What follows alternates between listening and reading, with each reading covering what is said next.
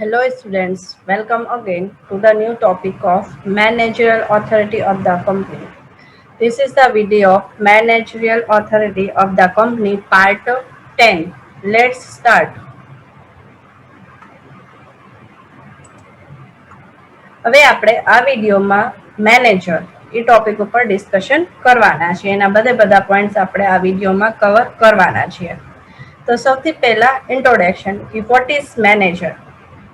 As per the section 251 of the Act, following 5 persons are included in key managerial persons.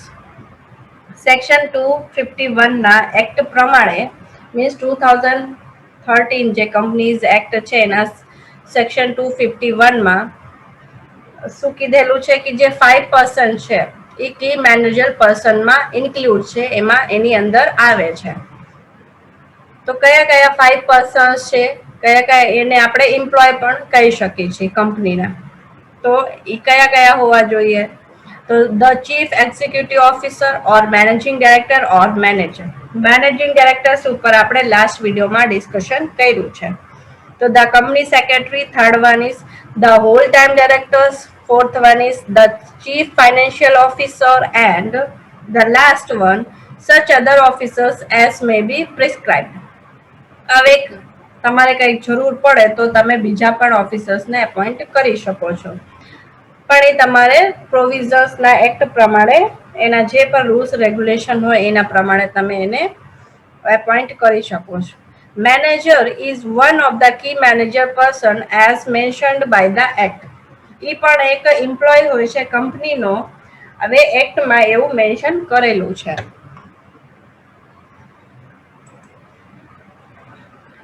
Meaning of manager.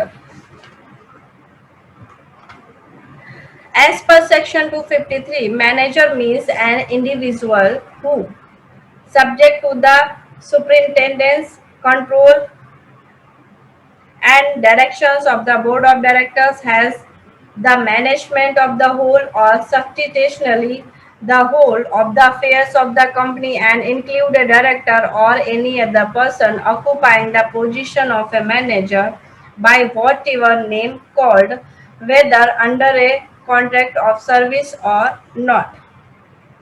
Manager એક individual person છે. કોણ છે? તો એમાં જે બોર્ડ ઓફ ડાયરેક્ટર્સ છે એના કંટ્રોલની અંદર હોય, એના જે પણ ડાયરેક્શન્સ આપેલી હોય સુપ્રિન્ટેન્ડન્ટના પ્રમાણે હોય છે. Has the management of the whole or એ આખું મેનેજમેન્ટ કરે છે. પછી કંપનીના જે પણ પોઈન્ટ્સ હોય, અફેર્સ હોય એ પણ એના ઉપર ધ્યાન દે છે. એન્ડ ઇન્ક્લુડ ડાયરેક્ટર્સ, એમાં ડાયરેક્ટર્સ એક ઇન્ક્લુડ હોય છે. અને જે પણ ઓર એની અધર પર્સન, અને બીજા જે પણ પર્સન હોય તો એ મેનેજરની પોસ્ટ માટે થઈને એ મીન્સ એમાં એ આવી શકે છે. મેનેજરની પોસ્ટ એ મેનેજર બની શકે છે by whatever name called, તમે એને જે પણ નામ આપો. Whether under a contract of service or not. હવે કોન્ટ્રાક્ટની અંદર સર્વિસના કોન્ટ્રાક્ટ છે ઓર નોટ, એ છે યા નથી એ આપણે જોવાનું છે. Here for this section, a manager does not mean a departmental head or branch manager. અહીંયા સેક્શન પ્રમાણે જે મેનેજર છે તમે એને ડિપાર્ટમેન્ટલ હેડ યા બ્રાન્ચ મેનેજર ન કહી શકો. Accordingly to the Companies Act 2013, an individual must be in charge of the whole or substantially the whole of affairs of the company. તો એ કંપનીઝ એક્ટ 2013 પ્રમાણે કંપનીના અમુક પોઈન્ટ્સ ઉપર એ વર્ક કરી શકે છે ઇન્ડિવિજ્યુઅલી, મીન્સ એકલા. A person who is in charge of any a departmental or branch manager is not deemed to be a manager. એક પર્સન છે જેને ડિપાર્ટમેન્ટનું તમે ઇન્ચાર્જ બનાવ્યું છે ઓર એ બ્રાન્ચ મેનેજર યા એને તમે બ્રાન્ચ મેનેજર બનાવ્યું છે, is not deemed to be a manager, તો એ મેનેજર નો કહેવાય. The Act does not permit simultaneous appointment of managing directors and manager. Act તમને પરમિશન નથી આપતું કે તમે મેનેજિંગ ડાયરેક્ટર્સ એન્ડ મેનેજર બેને એપોઇન્ટ કરો. Thus, a manager or a managing director can be appointment in a company. યા તો તમે એક મેનેજરને અપોઇન્ટ કરી શકો છો યા એક મેનેજિંગ ડાયરેક્ટર્સને કંપનીમાં એપોઇન્ટ કરી શકો છો એક્ટ પ્રમાણે. એ આપણે એમડીના લાસ્ટ વિડીયો લેક્ચર જે હતું 9 નંબર એમાં આપણે એમડી ઉપર ડિસ્કશન કર્યું હતું. એમાં પણ એ કહેવામાં આવ્યું હતું કે તમે મેનેજિંગ ડાયરેક્ટર યા મેનેજર એ બેમાંથી એકને એપોઇન્ટ કરી શકો છો કંપની માટે. More clearly, a manager is like a substitute of managing directors. હવે આપણે ક્લિયરલી જોવા જઈએ તો મેનેજિંગ ડાયરેક્ટરના સબસ્ટિટ્યુટ તરીકે તમે મેનેજરને લઈ શકો છો. A manager may or may not be a director. જે મેનેજર છે એ ડાયરેક્ટર હોઈ શકે છે યા નોય હોઈ શકે. In other words, a person who is not a director in the board can also be a manager in the company. તો હવે આપણે ક્લિયરલી જોવા જઈએ તો કહેવા માંગે છે કે જે મેનેજર છે એ બોર્ડમાં direct a person who is not a director in the બોર્ડમાં એ ડાયરેક્ટર ન હોય તોય તે મેનેજર બની શકે છે કંપનીનો. એ કમ્પલસરી નથી.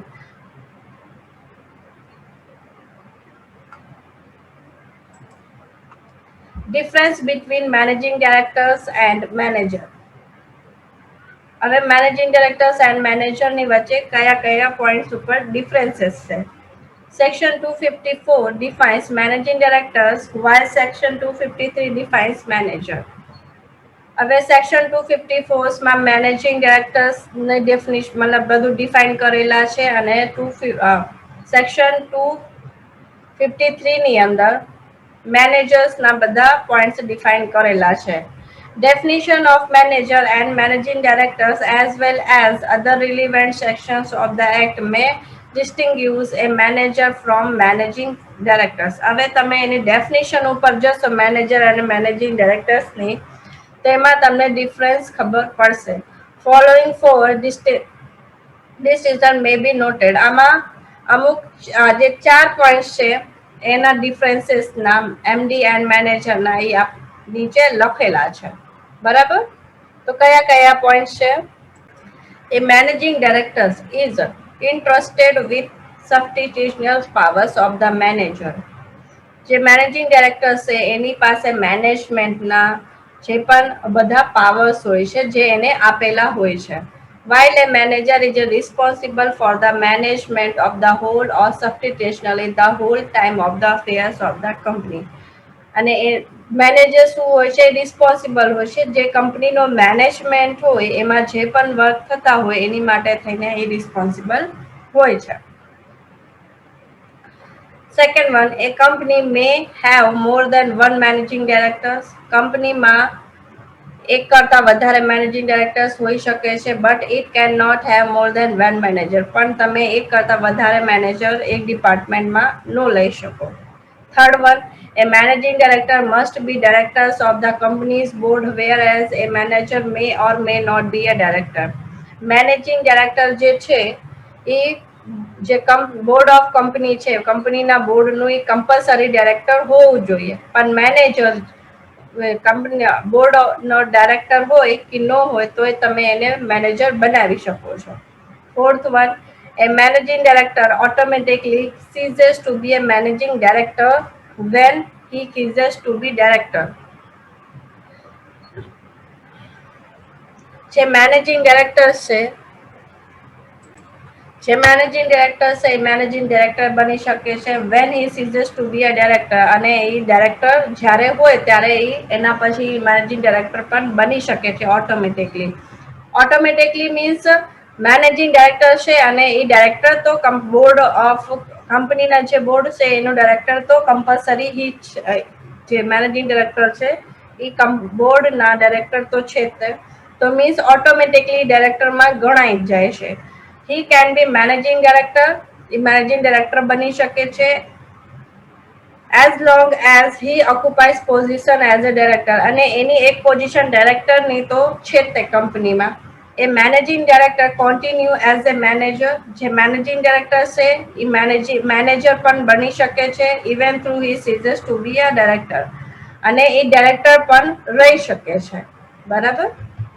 મીન્સ ઇન શોર્ટમાં જે મેનેજિંગ ડાયરેક્ટર છે મેનેજર બની શકે છે, ડાયરેક્ટર બની શકે છે, એની પોઝિશન ઉપર રહી શકે છે એક સાથે, પણ મેનેજર એ મેનેજર જ રહી શકે છે, બીજા એકે પોઝિશન ઉપર ન જઈ શકે.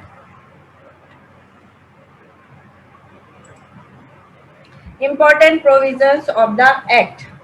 A company can appoint either managing director or manager but not both. એક કંપની છે એ યા તો મેનેજિંગ ડાયરેક્ટરને યા મેનેજરને એપોઇન્ટ કરી શકે છે, બેને એપોઇન્ટ ન કરી શકે. For management of its administrative and business affairs, કંપનીના મેનેજમેન્ટ માટે યા બિઝનેસ માટે થઈને. In many sections of the companies act, companies એક્ટના ઘણા બધા સેક્શન્સમાં term manager has been used side by side with that of managing directors. જે મેનેજર ટર્મ્સ યુઝ કરવામાં આવ્યું છે એ મેનેજિંગ ડાયરેક્ટર્સના બિહાફ ઉપર આવ્યું છે. The Companies Act 2013 under various sections and rules there to make various provisions for appointment and remunerations of the manager in the company. Companies Act 2013 ના ઘણા બધા sections and રૂલ્સમાં yeah પ્રોવિઝન્સમાં manager કંપનીમાં મેનેજરના appointment અને એની શું salary હોવી જોઈએ એના ઉપર એક્ટ બનાવ્યું છે. The statutory provisions relating to appointment of managing directors, whole-time directors or managers are more or less the same.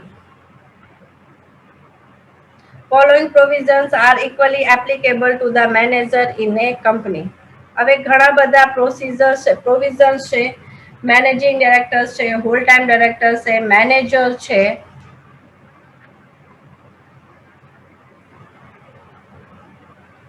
બરાબર, એના જે બધા પ્રોવિઝન્સ એની માટે થઈને એને એપોઇન્ટમેન્ટ માટે થઈને સેમ છે. ફોલોઈંગ જે નીચે પ્રોસીજર 7 પોઈન્ટ્સ લખેલા છે, જે પ્રોવિઝન્સ લખેલા છે, તો એ શેની માટે છે? Applicable to a manager in the company. એ બધા કંપનીના મેનેજર ઉપર એપ્લાય થાય છે આ બધા પ્રોવિઝન્સ. તો પેલો પોઈન્ટ શું છે? The MD or the manager only one. આ સેક્શન 196 ના પાર્ટ 1 માં છે. ઈ કંપનીના મેનેજર ઉપર ઈ પ્રોવિઝન એપ્લાય થાય છે.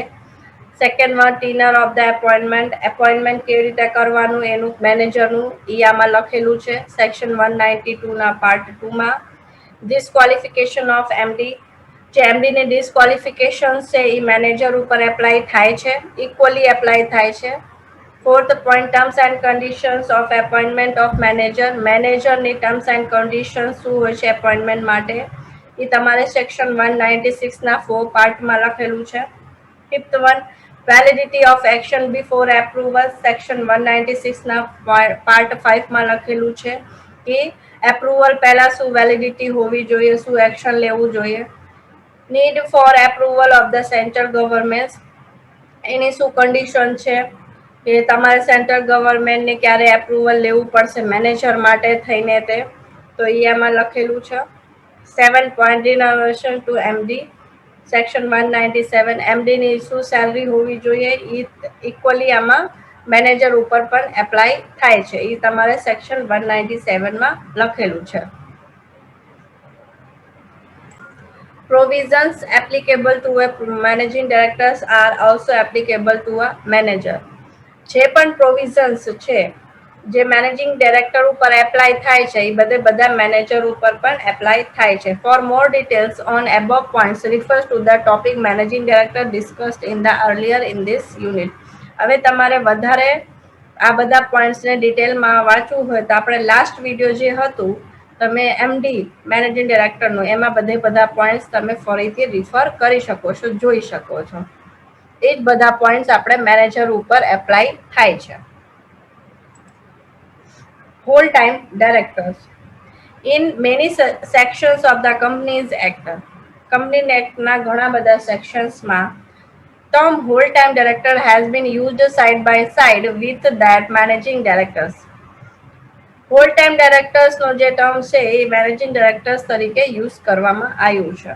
The Companies Act 2013 under various sections and rules there to make various provisions for appointment and remunerations of the whole-time directors. Companies act 2013 માં hall time director માટે થઈને એના શું એપોઇન્ટમેન્ટ હોય, કેવી રીતે એપોઇન્ટમેન્ટ કરવાનું હોય, એની શું સેલરી હોય, એના ઉપર ઘણા બધા પ્રોવિઝન્સ રૂલ્સ બનાવ્યા છે. The statutory provision relating to appointment of managing directors, whole-time directors or a manager are the same. અમુક જે પ્રોવિઝન્સ છે એપોઇન્ટમેન્ટ સેના managing directors, whole time directors or મેનેજરના એપોઇન્ટમેન્ટ માટેના એ સેમ છે, સરખા જ છે. As per the section 251 of the act, section 251 ના એક્ટ પ્રમાણે a whole time director is one of the 5 person include in the key manager person. Key manager પર્સનમાં 5 પર્સન જે છે એમાંથી એ એક હોય છે હોલ ટાઈમ ડાયરેક્ટર. એ આપણે આગળ જોયું છે. Note that managing director has been specially defined under section 254. હવે આપણે જોવાનું છે જે મેનેજિંગ ડાયરેક્ટર છે તો એનું જે ક્યાં સ્પેશિયલી ડિફાઇન કરેલું છે, તમારે સેક્શન 254 માં એની બધી ડિટેલ લખેલી છે. Section 294 of the act defines the expressions whole time directors. Section 294 માં હોલ ટાઈમ ડાયરેક્ટર્સ ઉપર શું પ્રોવિઝન છે, શું રોલ છે એ એમાં લખેલું છે. Whole time directors include a directors in the whole time employment of the company.